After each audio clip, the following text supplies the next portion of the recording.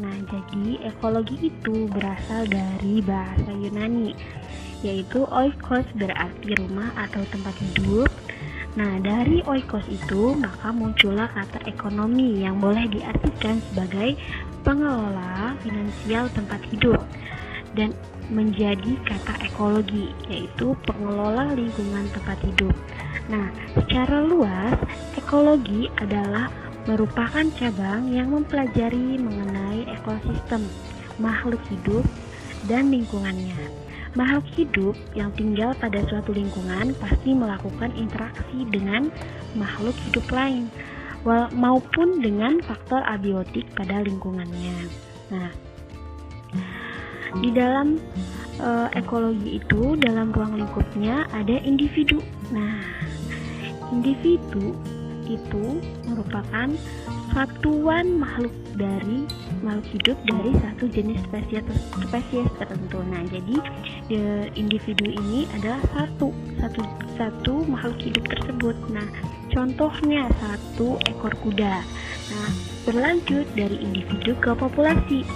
Nah, populasi itu merupakan makhluk hidup dari satu jenis spesies tertentu. Nah, contohnya itu sekumpulan kuda-kuda. Kemudian dari populasi berlanjut ke komunitas. Nah, komunitas merupakan sekelompok makhluk hidup yang terdiri dari atas berbagai populasi. Nah, jadi terdiri atas berbagai populasi yang saling berinteraksi sesamanya pada suatu tempat dan waktu tertentu. Nah, jadi contohnya seperti sekumpulan kuda, sekumpulan harimau, sekumpulan buaya. Nah, itu termasuk ke dalam komunitas. Nah, kemudian setelah komunitas ada ekosistem. Nah, jadi ekosistem merupakan suatu kondisi hubungan interaksi atau timbal balik atau interdependensi atau saling ketergantungan baik di dalam lingkungan biotik maupun abiotik. Nah, contoh ekosistem itu sendiri ada di laut. Di laut kita ketahui bahwa di laut itu ada ikan, terumbu karang, dan hewan-hewan lainnya. Kemudian di hutan. Nah, di hutan ada pepohonan, kemudian ada hewan-hewan berbagai macam. Di udara ada burung, kemudian di rawa. Next. Jadi di dalam ekosistem juga mempunyai komponen. Komponennya apa aja? Komponennya ada komponen abiotik. Nah, komponen abiotik itu merupakan komponen yang bukan makhluk hidup. A itu bukan dan biotik itu makhluk hidup. Jadi di dalam komponen abiotik itu ada tanah, air, kemudian udara, topografi, dan juga iklim. Nah, topografi ini adalah yang mempelajari tentang bentuk permukaan bumi, kemudian satelit alami dan lain-lain seperti itu. Nah, ini kemudian ada komponen biotik. Kalau yang tadi itu abiotik, kalau yang sekarang ini biotik. Nah, komponen biotik merupakan komponen makhluk hidup. Nah, juga terbagi menjadi dua. Yang pertama itu berdasarkan cara memperoleh makanan. Kemudian yang kedua berdasarkan kedudukan fungsional dalam ekosistem. Nah, kita akan membahas yang pertama dulu, yang berdasarkan cara memperoleh makanan. Nah, itu terbagi lagi menjadi dua, autotrof dan heterotrof. Nah, apa sih autotrof? Jadi autotrof yaitu makhluk hidup yang dapat membuat makanan sendiri dengan mengubah zat anorganik menjadi zat organik. Nah, itu contohnya tumbuhan. Tumbuhan dapat membuat makanan sendiri. Nah, kemudian ada yang kedua, heterotrof. Nah, heterotrof makhluk hidup yang tidak dapat membuat makanan sendiri. Jadi, makhluk hidup tersebut memperoleh dari makhluk hidup lain. Contohnya seperti hewan dan juga manusia. Nah, selanjutnya ada komponen biotik berdasarkan kedudukan fungsional dalam ekosistem. Nah, jadi ada 4, terbagi menjadi 4. Yang pertama itu produsen, yaitu penghasil zat anorganik, zat organik, makhluk autotrof, yaitu tadi yang sudah kita bahas bahwa autotrof merupakan makhluk hidup yang bisa menghasilkan atau membuat makanan sendiri. Kemudian konsumen. Nah, konsumen merupakan makhluk hidup yang mengambil zat organik atau makanan dari produsen. Nah, ini juga termasuk ke dalam heterotrof, yaitu makhluk hidup yang tidak bisa membuat makanan sendiri sehingga mengambil zat organik atau makanan dari produsen. Seperti itu. Kemudian ada pengurai. Apa sih pengurai itu? Jadi pengurai ini merupakan makhluk hidup yang menguraikan makhluk yang sudah mati menjadi bahan anorganik. Nah, setelah diurai, ada yang namanya detritivora, makhluk hidup yang memakan bahan anorganik yang ini dan diubah menjadi partikel organik yang lebih kecil strukturnya, seperti itu.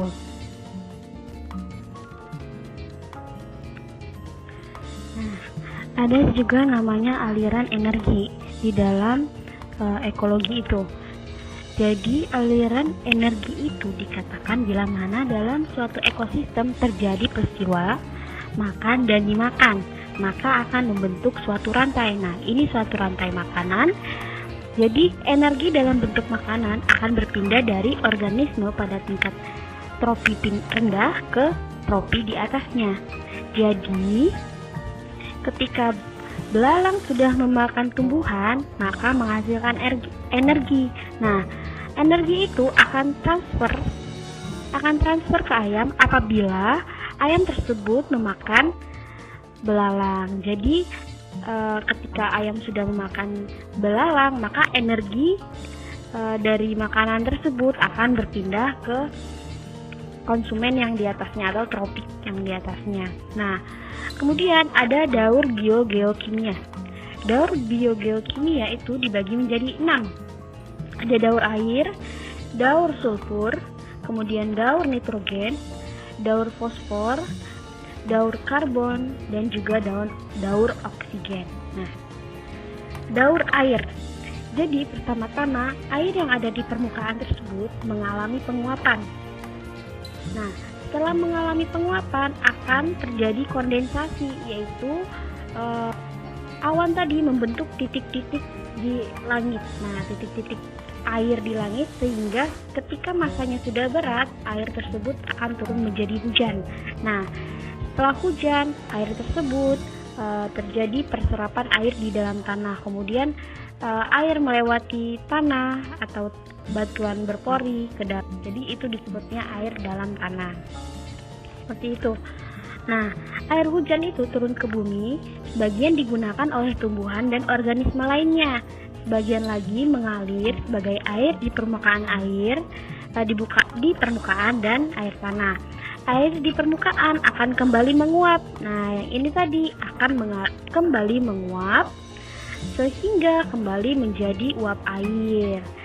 Setelah menjadi uap air di atmosfer bersamaan dengan uap air dari transformasi organisme, awan kembali terbentuk, terkondensasi sehingga membentuk hujan kembali dan seterusnya. Seperti itu siklus air. Nah, selanjutnya ada daur sulfur. Daur sulfur atau belerang itu diserap dari dalam tanah oleh tumbuhan. Nah, setelah diserap oleh tumbuhan, maka kemudian memasuki rantai makanan. Nah, tumbuhan tersebut menyerap sulfur sehingga ketika hewan memakan tumbuhan tersebut, maka masuk ke dalam rantai makanan. Nah, saat organisme tersebut mati, maka dekomposisi. Nah, jadi setelah dekomposisi, sulfur tersebut kembali ke tanah lagi. setelah kembali ke tanah lagi, kemudian diserap lagi ke tumbuhan. Nah, untuk itu ada lagi sulfur yang digunakan sebagai bahan bakar yang menghasilkan sulfur. Nah, bahan bakar tersebut digunakan pada saat aktivitas industri. Nah, pada saat aktivitas bahan bakar fosil itu menghasilkan sulfur, sehingga sulfur tersebut menuju ke atmosfer. Nah, seperti itu juga saat terjadinya erupsi. Saat terjadi erupsi, sulfur akan naik ke atmosfer. Nah, kemudian sulfur SO2, SO4, H2S, asam-asam tersebut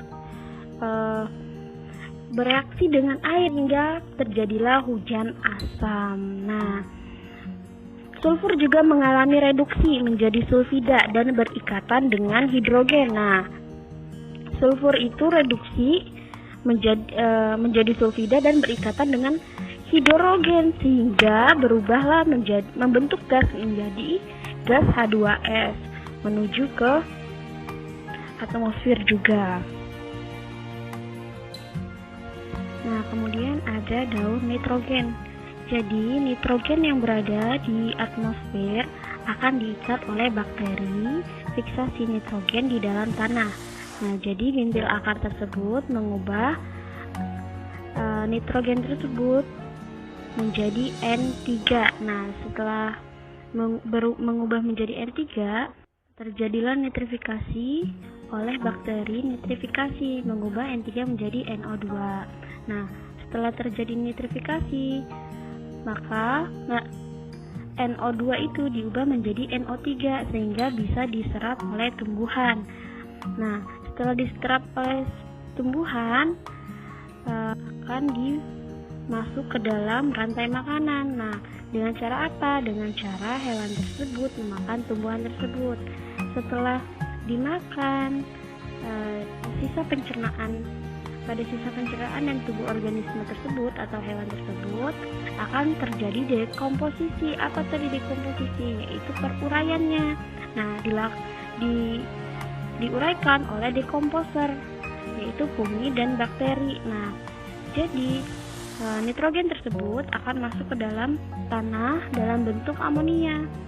Nah, setelah mengalami nitrifikasi menjadi NO2, amonia ini menjadi NO2, kemudian diubah lagi menjadi NO3. Setelah itu NO3 mengalami denitrifikasi sehingga NO3 tadi menjadi NO2 dan kembali ke udara seperti itu. Daur fosfor. Nah, di daur fosfor ini terjadi pelapukan batu. Nah, pelapukan batu ini juga menghasilkan fosfor. Kemudian fosfor tersebut diserap oleh tumbuhan. Tumbuhan tersebut dimakan oleh hewan. Nah, setelah hewan tersebut mati, maka terdekomposisi. Setelah terdekomposisi atau terurai, maka fosfor yang ada pada hewan mati tersebut yang sudah diuraikan akan kembali ke tanah. Nah, seperti itu. Kembali ke dalam tanah juga bisa berpindah ke perairan karena aliran air. Nah, daur karbon dan oksigen. Di sini agak buram. Nah, jadi karbon dioksida yang ada di udara itu akan diserap oleh tumbuhan. Nah, jadi di dalam fotosintesis itu sudah kita ketahui bahwa tumbuhan itu memerlukan cahaya, air, dan karbon dioksida untuk melakukan proses fotosintesis. Nah, setelah melakukan fotosintesis, tumbuhan tersebut menghasilkan oksigen yang digunakan untuk hewan, kemudian digunakan untuk manusia bernafas. Nah, setelah digunakan untuk bernafas pada hewan, itu akan menghasilkan karbon dioksida dan kembali ke atmosfer. Begitu juga pada manusia yang ketika bernafas menggunakan oksigen, maka yang dikeluarkan adalah karbon dioksida. Nah, ketika hewan sudah mati, bakteri pengurai, jasad matinya akan diuraikan oleh bakteri pengurai. Nah, kemudian sisa-sisa fosil itu dijadikan bahan bakar fosil, digunakan manusia untuk pemakaian energi, untuk perindustrian sehingga menghasilkan CO2. CO2 tersebut dilepaskan kembali ke atmosfer. Begitu. Nah, jadi itulah materi tentang ekologi kelas 10 yang bisa saya paparkan. Kurang lebihnya mohon maaf. Wassalamualaikum warahmatullahi wabarakatuh.